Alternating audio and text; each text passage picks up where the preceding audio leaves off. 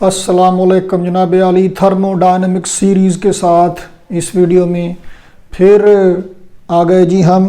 तो आज की इस वीडियो में इस लेक्चर में हम डिस्कस करने वाले हैं इंटरनल एनर्जी। नाम से ही ज़ाहिर है जनाब, इंटरनल मतलब अंदरूनी।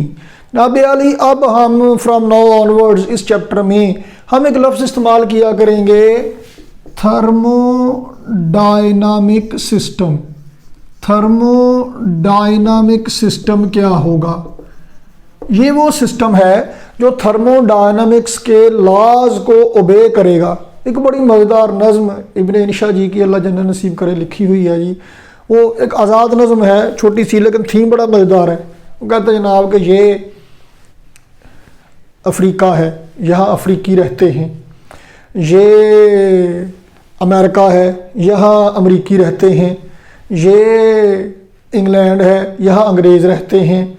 ये रूस है, यहाँ रूसी रहते हैं। तो दूसरा बंदा पूछता है अच्छा फिर ये पाकिस्तान है तो यहाँ पाकिस्तानी रहते होंगे? कहते नहीं, यहाँ सुन्नी रहते हैं, यहाँ शिया रहते हैं, यहाँ पंजाबी रहते हैं, यहाँ पठान रहते हैं। तो पूछने वालों ने पूछा कि फिर ये सारे तो इंडिया में भी रहते थे, हिंदुस्तान में भी रहते थे, फिर आपने पाकिस्तान क्यों बनाया? कहते जी गलती हो गई, आइंदा नहीं बनाएंगे। टेक्निकली पाकिस्तान में पाकिस्तानी रहने चाहिए, जो पाकिस्तान के रूल्स एंड रेगुलेशन को, लॉज को ओबे करें। बाकी आपको पता ही हालात कैसे हैं। बहरहाल थर्मोडायनामिक सिस्टम क्या है? ये वो सिस्टम है जो थर्मोडायनामिक्स के लॉज को ओबे करेगा।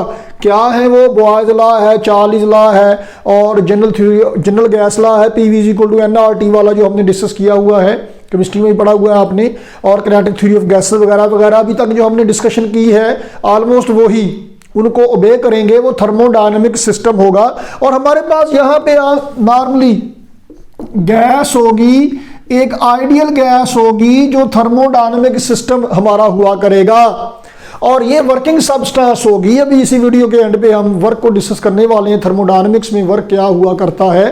तो बहरहाल ये एक आइडियल गैस है जो एक थर्मोडायनामिक सिस्टम के तौर पे हमारे पास होगी। और ये आइडियल गैस कौन सी है? इसमें वो तमाम पास्टुलेट्स, सिचुएशंस अप्लाई होती हैं जो किनेटिक मोलेकुलर थ्योरी में हमने डिस्कस की हुई हैं।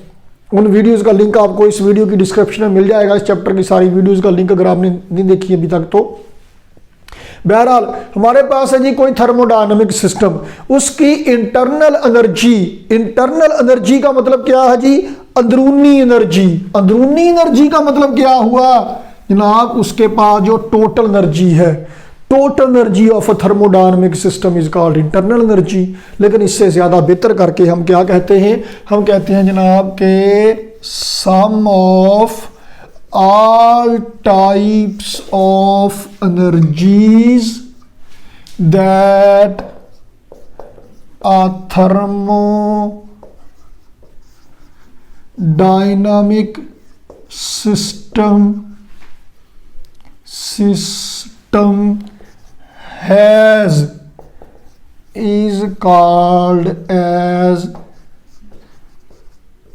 Internal energy. फिर से मैं बोल दूं एक दफा, sum of all forms of energies that a thermodynamic system has is called internal energy. तमाम एनर्जीज का मजमुआ, आपके पास जितनी दौलत है वो सारी आपकी, उतने आप अमीर हैं। वो दौलत कहाँ से आई है? कोई ट्यूशन पढ़ा के ली है, कोई तनख्वाह आई है, कोई ज़रूरी आमदनी है, कोई फलां तरह से आई है, कोई गिफ्ट आ गया, कोई इमदाद आ गई, जितनी लुटमार भी है, जो भी आपने किया, तो मतलब जितनी भी फ्रॉम ऑल पॉसिबल सोर्सेज, जितनी भी तरह से। अब देखते हैं कि किसी थर्मोडायनामिक सिस्टम में, यानी एक गैस में, एक आइडियल गैस में कितनी किस्म की एनर्जीज हैं जो मिलके इंटरनल एनर्जी बनाती हैं। इसे हम यू से लिखते हैं, कैपिटल यू से, यूनिट इसके जाउल ही है। तो जनाब कौन कौन सी गैस के मॉलिक्यूल्स न्यूट्रल हैं, आयंस नहीं है, इसका मतलब है केमिकल एनर्जी भी नहीं है, उनसे रोशनी भी नहीं निकलती, नूर भी नहीं निकलता, मतलब light energy, solar energy type वो भी नहीं है, केमिकल एनर्जी भी नहीं है। और गैस के मॉलिक्यूल्स का मैस, ग्रेविटेशनल फोर्स उन पे लगने वाली निगलिजिबली स्मॉल है, बल्कि आइडियल गैस पे तो है ही नहीं। एक आइडियल गैस की पोटेंशियल एनर्जी जीरो होती है क्योंकि उस पर ग्रेविटी का असर ही नहीं होता। तो इसका मतलब है कि पोटेंशियल एनर्जी भी नहीं है। ले दे के क्या बच गया जी, ओनली किनेटिक एनर्जी। तो किनेटिक एनर्जी ही इंटरनल एनर्जी है। तो टोटल किनेटिक एनर्जी, अब आप जरा गौर से बात सुनिएगा, टोटल किनेटिक एनर्जी किसी गैस के मॉलिक्यूल्स की कौन कौन सी, 3 तरह की किनेटिक एनर्जीज हैं। गैस के मॉलिक्यूल मूव कर रहे हैं, सीधे इधर जा रहे हैं, इधर जा रहे हैं, इधर जा रहे हैं, रैंडमली मूव कर रहे हैं, तो ट्रांसलेशनल किनेटिक एनर्जी है उनकी। और गैस के मॉलिक्यूल, एक मॉलिक्यूल में जितने एटम हैं वाइब्रेट कर रहे हैं, तो उनकी वाइब्रेशनल किनेटिक एनर्जी भी है, वाइब्रेशनल किनेटिक एनर्जी भी है। और वो जब मूव कर रहे हैं तो ऐसे, चूंकि हवा में जैसे आपने खलाबाज देखे होंगे, वो ऐसे ऐसे ऐसे ऐसे करके जनाब, तो ऐसे वो रोटेट भी कर रहे हैं, मॉलिक्यूल भी ऐसे करके रोटेट कर रहे हैं। देखे यार, मुजाहरा करके दिखाया, देखे मैंने आपको ऐसे करके। तो वो एक मॉलिक्यूल में जितने एटम हैं वो भी मूव कर रहे हैं, रोटेट कर रहे हैं, तो उनकी रोटेशनल किनेटिक एनर्जी भी है। तो total kinetic energy is the sum of translational, vibrational and rotational kinetic energy. लेकिन वाइब्रेशनल और rotational kinetic energy is so much minute, so less that negligibly small, observable नहीं है। एक आदमी के पास तनख्वाह आती है 1 लाख रुपया, साथ में थोड़ी सी ज़मीन है, महीने का 500 रुपया उसको वहाँ से आता है, तो वो जो 500 रुपया है वो तो आए ना आए, यानी कि कंसिडरेबल ही नहीं है उसके लिए, निगलिजिबली स्मॉल है। तो मॉलिक्यूल्स की ट्रांसलेशनल किनेटिक एनर्जी इतनी ज़्यादा है एज कंपेयर टू वाइब्रेशनल और रोटेशनल किनेटिक एनर्जी कि ये दोनों एनर्जीज निगलिजिबली स्मॉल हैं, तो ये कंसिडर होगी ही नहीं। तो मेनली ट्रांसलेशनल किनेटिक एनर्जी ही टोटल किनेटिक एनर्जी बनेगी, और जो टोटल किनेटिक एनर्जी है वो ही वजह बनेगी इंटरनल एनर्जी की। तो किनेटिक एनर्जी ही इंटरनल एनर्जी है, इंटरनल एनर्जी ही किनेटिक एनर्जी है। तो इंटरनल एनर्जी ज्यादा होने का मतलब है किनेटिक एनर्जी ज्यादा होना, और किनेटिक एनर्जी ज्यादा होने का मतलब है इंटरनल एनर्जी ज्यादा होना। और पिछली वीडियो में हम डिस्कस कर चुके हैं temperature is directly proportional to kinetic energy, और kinetic energy directly proportional to, मतलब किनेटिक एनर्जी ही इंटरनल एनर्जी बनेगी। इसका मतलब है कि किनेटिक एनर्जी ज्यादा होने का मतलब है इंटरनल एनर्जी ज्यादा होना, और इंटरनल एनर्जी ज्यादा होने का मतलब है टेम्परेचर ज्यादा होना। तो इसका मतलब यह है कि किसी गैस की इंटरनल एनर्जी ज्यादा करना है तो चुल्हे तो रख दो, हीट प्रोवाइड करें उससे वही। अच्छा एक बात और, internal energy can not be zero. हुण पूछो क्यों, पूछो दिल में पूछ लिया, मेरे सामने तो मौजूद नहीं है। Internal energy can not be zero, वजह यह है कि किनेटिक एनर्जी ही इंटरनल एनर्जी है। किनेटिक एनर्जी जीरो नहीं हो सकती तो इंटरनल एनर्जी भी जीरो नहीं हो सकती। और किनेटिक एनर्जी जीरो क्यों नहीं हो सकती? किनेटिक एनर्जी जीरो करना है, किनेटिक एनर्जी का ताल्लुक है टेम्परेचर के साथ, किनेटिक एनर्जी कम करना है टेम्परेचर कम करें, किनेटिक एनर्जी जीरो करना है टेम्परेचर जीरो करें, 0 केल्विन करें, वो तो होना ही नहीं। टेम्परेचर 0 केल्विन नहीं हो सकता, किनेटिक एनर्जी भी जीरो नहीं हो सकती, इंटरनल एनर्जी भी जीरो नहीं हो सकती। तो ज्यादातर हम चेंज इन इंटरनल एनर्जी की डेल्टा यू की बात करेंगे, अभी करते हैं। तो हीट क्यू से लिखा जाए, हीट भी एनर्जी है, हीट को क्यू से लिखा जाता है, कैपिटल क्यू से थर्मोडायनामिक्स में हम लिखा करेंगे, और इंटरनल एनर्जी को यू से लिखा जाता है, कैपिटल यू से लिखा जाता है इंटरनल एनर्जी को। ठीक हो गया जी। तो इसका मतलब यह है कि जब हम इंटरनल एनर्जी ज्यादा करेंगे तो इसका मतलब है कि टेम्परेचर ज्यादा करेंगे, यानी किनेटिक एनर्जी ज्यादा करेंगे। What is the method to increase the internal energy of an ideal gas? What is the method to increase the internal energy of a thermodynamic system? तो पहला तरीका क्या है? To increase बातें जरा बारीक बारीक हैं और गड़बड़ ना हो जाए तो बराए मेहरबानी ज़हनी तौर पे और जिस्मानी तौर पे और अपनी आंखें हमारी तरफ रखिएगा, ज़हन भी तबीयत भी। To increase the internal energy of a thermodynamic system. Internal energy ज़्यादा करने के लिए टेम्परेचर ज़्यादा करना पड़ेगा, किनेटिक एनर्जी ज़्यादा करना पड़ेगी। टेम्परेचर ज़्यादा करने के लिए क्या करें, सादा तरीका चूल्हे पे रख दो तो चूल्हा चला भी दो। मतलब ये to provide heat, to provide heat, आप हीट प्रोवाइड करेंगे, हीट इन। ये हमारे पास जनाब आली एक वेसल है, एक कंटेनर है, एक बर्तन है जिसके अंदर आइडियल गैस मौजूद है। यहाँ तक वो गैस है, यहाँ पे ढक्कन लगाया हुआ है हमने। ये ढक्कन मूवेबल है। ये देखें एक बड़ा सारा टीका था लेकिन वो मेरे पास ऑफिस में पड़ा है, कई दिन हो गए, याद नहीं रहता। घर से एक उठाया है, बच्चों से मांगा है, छोटे वाला टीका है। तो ये देखें, ये है पिस्टन सिलेंडर सिस्टम। तो यहाँ तक अब इसमें गैस भरी हुई है, हवा है यहाँ पे, यहाँ भी ऐसे ही कोई गैस भरी हुई है यहाँ तक। और ये जो इसका ढक्कन है ना पिस्टन, ये मूवेबल है ऐसे ऊपर नीचे। ये इसका फोकस चूंकि सेट किया होता व्हाइट बोर्ड पे तो आउट ऑफ फोकस होगा थोड़ा सा, लेकिन आपको आइडिया हो जाएगा। ये देखिए, ये अब पिस्टन ऊपर जा रहा है, ये पिस्टन है और ये सिलेंडर है। ये पिस्टन सिलेंडर सिस्टम है, इनके दरमियान दीवारों में फ्रिक्शन नहीं है, आइडियल केस है। अच्छा, पॉइंटर कहाँ गया मेरा? हाँ जी, तो जनाब जब आप हीट सप्लाई करेंगे मतलब हीट इन, क्या करेंगे, हीट इन। जब आप हीट इन करेंगे, हीट सप्लाई करेंगे तो उसके नतीजे में इंटरनल एनर्जी में इजाफा होगा। एक तरीका तो ये है, क्या आप हीट दिए बगैर इंटरनल एनर्जी ज्यादा कर सकते हैं? जी बिल्कुल कर सकते हैं। आप देखें इंटरनल एनर्जी डिपेंड करती है टेम्परेचर यानी किनेटिक एनर्जी पे। तो किनेटिक एनर्जी ज्यादा कैसे कर सकते हैं हम? जनाब आप सर्दियों में जब ज्यादा ठंड होती है तो क्या करते हैं, हाथों को रगड़ते हैं। रगड़ने से क्या होता है, दोनों हाथों के दरमियान फ्रिक्शन होती है। फ्रिक्शन की वजह से क्या होता है, हीट पैदा हो जाती है। तो ये हमने क्या किया, सिस्टम पर कोई वर्क किया। ज़्यादा डिटेल में इस बारे में बहस करेंगे हम अभी थोड़ी ही देर में।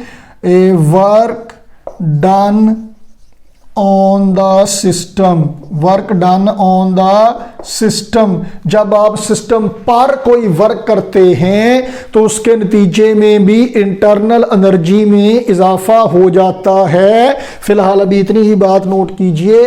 और ये हाथों की रबिंग, रगड़ने से, ये एग्जांपल ज़हन में रखिएगा कि जब आप सिस्टम पर कोई थर्मोडायनामिक सिस्टम पर वर्क करते हैं, work done on the system, जो मैं आपको पढ़ा रहा हूं ये आप पर वर्क हो रहा है, I am working on you. फिर जब आप मुझे फीस देंगे वो आप मुझ पर वर्क करेंगे, तो आप मुझ पर वर्क करते हैं, मैं आप पर वर्क करता हूं, सब बराबर हो जाता है। अच्छा जी, तो जनाब work done on the system, उसके नतीजे में भी इंटरनल एनर्जी में यानी कि टेम्परेचर में इजाफा हो जाएगा सिस्टम में। ये दो तरीके हैं, दोनों में से आप किसी भी तरीके से सिस्टम की इंटरनल एनर्जी ज्यादा कर सकते हैं। अच्छा, अब ये हमारे पास देखें जी पिस्टन सिलेंडर सिस्टम है, इसमें गैस भरी हुई है, गैस के मॉलिक्यूल्स आपस में टकरा रहे हैं, कोलिजन होती है, फ्रिक्शन होती है, जिसके नतीजे में हीट भी पैदा होती है। तो गैस का कोई ना कोई टेम्परेचर है और इसकी इंटरनल एनर्जी है, फर्ज करेंगे U1 इंटरनल एनर्जी है और T1 इसका टेम्परेचर है। हम यहाँ पे अब ग्राफ बनाने लगे हैं और ये जो हमारे पास थर्मोडायनेमिक्स में ग्राफ हुआ करेगा ये PV डायग्राम हुआ करेगी। क्या हुआ करेगी? PV डायग्राम हुआ करेगी। यहाँ पे प्रेशर वॉल्यूम डायग्राम हुआ करेगी। तो आपने ये बात डिस्कस की हुई है कि गैस का प्रेशर असल में क्या होता है, जो गैस के मॉलिक्यूल जाके टकराते हैं, टक्कर मारते हैं, तो ये यहाँ पे इधर भी टक्कर मारेंगे, इधर भी, इधर भी, इधर भी। यहाँ पे तो वैसे ही कुछ नहीं बिगड़ना, रिजिड है, लेकिन ये मूवेबल पिस्टन है और ऊपर नीचे बड़ी आसानी से मूव कर सकता है। तो नीचे से गैस के मॉलिक्यूल ने टक्करें मार मार के इसको यहाँ पे रखा हुआ है। अगर गैस का प्रेशर कम हो जाए ना, इंटरनली जो टक्करें मार रहे हैं वो कम हो जाए तो ये नीचे गिर जाएगा, और अगर ये ज्यादा हो जाए तो फिर ये ऊपर को उठेगा। अगर अभी फिलहाल फर्ज करें कि वॉल्यूम है V1 गैस का और प्रेशर कितना है जी P1, यहां पे इंटरनल एनर्जी है U1, टेम्परेचर कितना है T1। आपने क्या किया, आपने पहले तरीके से देखिएगा, आपने हीट सप्लाई की। जब आपने हीट दी तो टेम्परेचर क्या होगा जी, ज्यादा हो जाएगा। वो हीट की वजह से टेम्परेचर ज़्यादा हो जाएगा सिस्टम का, थर्मोडायनेमिक सिस्टम का, गैस का। जब टेम्परेचर ज़्यादा होगा उसके नतीजे में मॉलिक्यूल की किनेटिक एनर्जी ज़्यादा होगी। अब ये बात भी हमने डिस्कस की हुई है प्रीवियस लेक्चर्स में, वेरी फर्स्ट वीडियो में, कि जब किनेटिक एनर्जी ज़्यादा होती है तो प्रेशर ज़्यादा हो जाता है। गैस का pressure is directly related to kinetic energy of mean kinetic energy of gas molecules. तो जब आप हीट सप्लाई करेंगे टेम्परेचर ज़्यादा होगा, किनेटिक एनर्जी ज़्यादा होगी, उसके नतीजे में प्रेशर ज़्यादा हो जाएगा। तो मॉलिक्यूल जब ज़्यादा प्रेशर अप्लाई करेंगे, धक्का ज़्यादा अप्लाई करेंगे, तो ज़्यादा धक्का मारेंगे, बर्तन का साइज जरा बड़ा करें, तो ये पिस्टन को धक्का मारेंगे, ऊपर को उठ जाएगा। अब जब ऊपर को उठ जाएगा तो नतीजा क्या होगा कि अब यहां तक चला गया। ये जरा पॉइंटर बारीक है, मोटे वाला इस्तेमाल करते हैं। यहां तक पिस्टन चला गया, नई पोजीशन यहां तक आ गई। तो उसके नतीजे में क्या होगा कि अब मॉलिक्यूल्स को मूव करने के लिए पहले की निस्बत ज्यादा जगह मिल गई। जब वो ज्यादा बड़े हिस्से में मूव करेंगे तो आपस में कोलिजन्स क्या होंगी, कम होंगी, जिसके नतीजे में क्या होगा जी कि वो जो टेम्परेचर में इजाफा हुआ था वो जगह ज्यादा होने की वजह से अब कंपनसेट हो गया। तो नतीजा क्या होगा, जब वो प्रेशर अप्लाई करेंगे, पिस्टन को ऊपर को उठाएंगे, वॉल्यूम हो जाएगा ज्यादा। तो वॉल्यूम V1 की बजाय ज्यादा हो जाएगा। फर्ज कीजिए वॉल्यूम हो गया जनाब यहां पे इतना, वॉल्यूम हो गया V2 और ये धक्का मारा। अब प्रेशर कुछ और है, प्रेशर ज्यादा है, जिसने उठा के रखा हुआ है गैस के इसको पिस्टन को उठा के रखा हुआ है। तो यहां पे बेटा जी अब प्रेशर कितना है जी, ये P2 है। और लेकिन वो जो टेम्परेचर ज्यादा हुआ था उसकी वजह से तो धक्का मार के पिस्टन को ऊपर उठा दिया, उसकी वजह से अब जो नया है मॉलिक्यूल्स का वो इंटरनल एनर्जी उसकी हो गई जनाब U2 और टेम्परेचर कितना हो गया जनाब T2। ये कंपनसेट हो जाएगा थोड़ी देर में। इस बात को हम ये थर्मोडायनेमिक्स के जो लॉज हैं वहां पे डिस्कस करेंगे। तो हुआ ये बहरहाल कि हम यहां पे एक टर्म इस्तेमाल किया करेंगे, thermodynamic state of the system. Thermodynamic state का मतलब क्या है, सिस्टम की हालत, मतलब सिस्टम किस हालत में है। तो सिस्टम ये इनिशियल स्टेट से अगली स्टेट में चला गया। यहां पे प्रेशर था P1, वॉल्यूम था V1, यहां पे प्रेशर हो गया नया P2, वॉल्यूम हो गया V2। अच्छा, एक ये हुआ क्या, यहां पे ये थर्मोडायनेमिक सिस्टम है, सिलेंडर है, आपने हीट प्रोवाइड की, ये यहां पे चला गया, याद ध्यान रखिएगा यहां पे चला गया।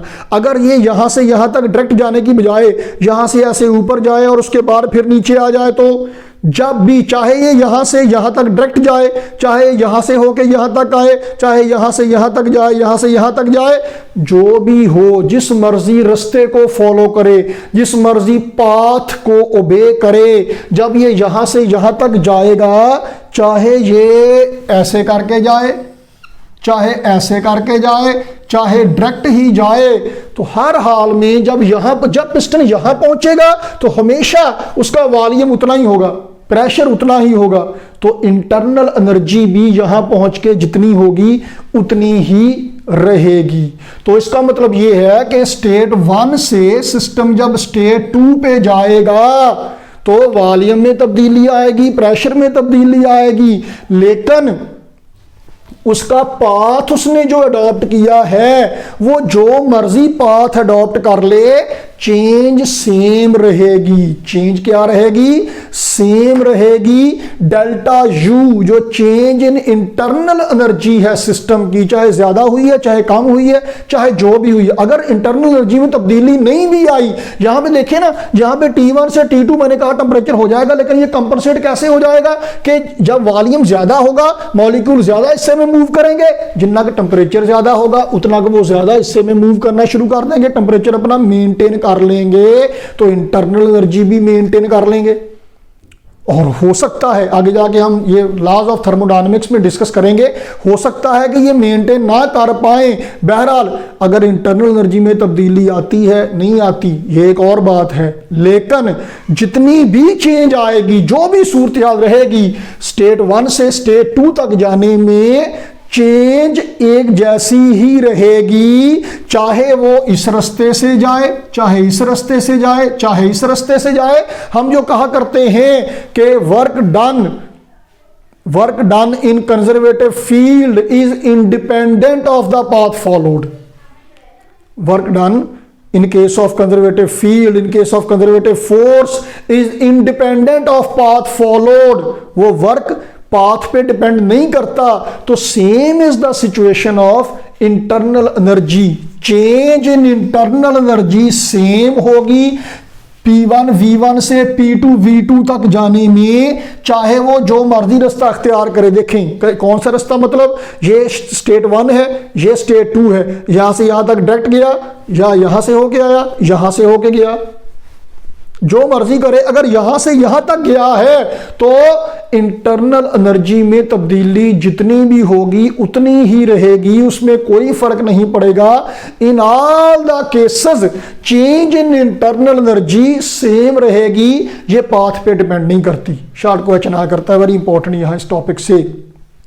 What is the similarity between gravitational potential energy and internal energy? दोनों पाथ पे डिपेंड नहीं करती, दोनों पाथ फॉलोड से इंडिपेंडेंट हैं, मतलब ये स्टेट फंक्शन है। Internal energy is the function of state, is the state function, thermodynamics में इसे कहते हैं। क्या स्टेट फंक्शन का मतलब क्या है? जो सिस्टम की हालत पे डिपेंड करती है। यहां पे जितनी इंटरनल एनर्जी है वो उतनी ही रहेगी, चाहे ये यहाँ पे जहाँ से मर्जी पहुंचे। यहाँ पे इंटरनल एनर्जी है, ये उतनी ही रहेगी, चाहे ये यहाँ तक आने में जो मर्जी तरीका इख्तियार करे। जब पिस्टन यहाँ पे आएगा तो जो इंटरनल एनर्जी यहाँ पे होगी उतनी ही रहेगी, चाहे आप किसी भी तरीके से उसे यहां पे पहुंचा दें, जब वो यहां पहुंचेगा तो जो इंटरनल एनर्जी होगी, जब मर्जी जैसे मर्जी उसे यहां पे पहुंचाएं, इंटरनल एनर्जी उतनी ही रहेगी। It is independent of the path followed. तो ये स्टेट फंक्शन है हर वो। अब देखें प्रेशर और वॉल्यूम भी स्टेट फंक्शन है। कैसे कि यहां पे जब आएगा सिस्टम तो वॉल्यूम उतना ही होगा, चाहे जहां से जैसे मर्जी आप कर लें। Work is not a state function in thermodynamics. Work आप यहां से यहां तक पहुंचाएं, वर्क हो सकता है कम करना पड़े, आप यहां से ऐसे करके यहां तक लाएंगे। डिफरेंट सिचुएशंस में वर्क डिफरेंट हो सकता है, स्टेट फंक्शन वही रहेगा, उसमें कोई तब्दीली भी नहीं आएगी। तो इंटरनल एनर्जी का थोड़ा सा तारुफ हो गया, बाकी आगे आगे हम डिस्कस करते जाएंगे। तो अगर ये स्टेट फंक्शन है, सिस्टम की स्टेट पे डिपेंड करती है, तो इसका मतलब है कि it is independent of the path that is followed. तो इसका मतलब ये भी है कि चेंज, अगर ये ग्रेविटेशनल पोटेंशियल एनर्जी से सिमिलरिटी रखती है, तो change in internal energy is important, it's absolute value is not important. क्यों? किसी भी सिचुएशन में हम कोई वर्क करेंगे, किसी प्रोसेस से गुजारेंगे थर्मोडायनेमिक सिस्टम को, तो उस प्रोसेस से, उस प्रोसीजर से गुजरने के नतीजे में जो चेंज आएगी वो चेंज इंपॉर्टेंट होगी। हमने जो किया है उसकी वजह से क्या होगा, उसकी वजह से क्या और कितनी तब्दीली आएगी, ये इंपॉर्टेंट होगी, ये इंपॉर्टेंस होगी। तो ये तब्दीली कैसे आई है ये गर्ज नहीं होगी, शुरू में वैल्यू कितनी थी, अखीरी वैल्यू कितनी हो गई है। Change in internal energy is important, it's absolute value is not important. तो जनाब ये आज की इस वीडियो में हमने इंटरनल एनर्जी को डिस्कस किया। तो मैं अभी देखने गया था कि वीडियो कितनी हो गई है, 22 मिनट के लगभग हो गई है, तो इतना काफ़ी है। तो इससे अगली सिचुएशन को डिस्कस किया जाएगा अगली किस्त में। तब तक के लिए जनाब इजाज़त दीजिए जी, अल्लाह हाफिज़।